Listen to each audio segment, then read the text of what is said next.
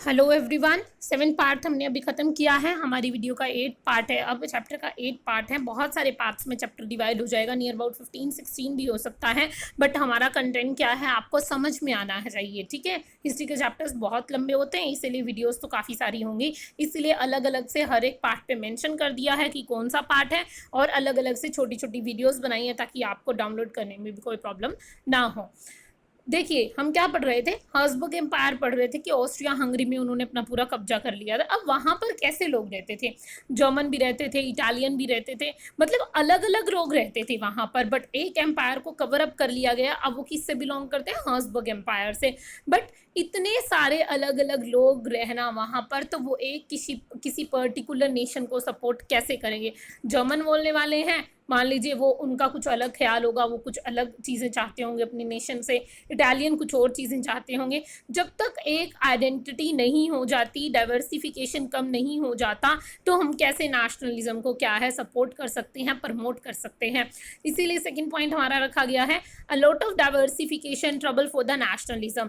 जब इंडिया की बात करते हैं तो इंडिया में क्या है, डाइवर्सिफिकेशन बहुत ज़्यादा है। लैंग्वेज बहुत सारे डायलेक्ट बोले जाते हैं, बहुत सारी रिलीजन है, कास्ट बहुत सारे हैं। बट उससे पहले एक कॉमन आइडेंटिटी है, Indian, that belongs to the nation. वो नेशन से बिलोंग करती है ना। तो इंडियंस हम सबसे पहले हैं, हिंदू मुस्लिम सिख ईसाई हम बाद में बनते हैं। तो इस तरीके की कोई आइडेंटिटी चाहिए थी वहाँ पर, जो कि अभी तक नहीं बन पाई थी। वहाँ पर just German speaker, Italian speaker, इस तरीके के लोग थे।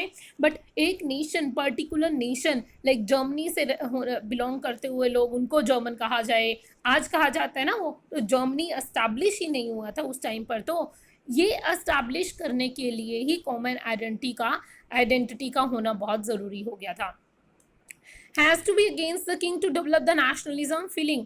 अब क्या करना पड़ा, अब जो किंगडम्स थे, वहाँ के किंग्स जो थे, वहाँ के राजा जो थे, उनके अगेंस्ट जाना पड़ता था उनको नेशनलिज्म की फीलिंग को डेवलप करने के लिए।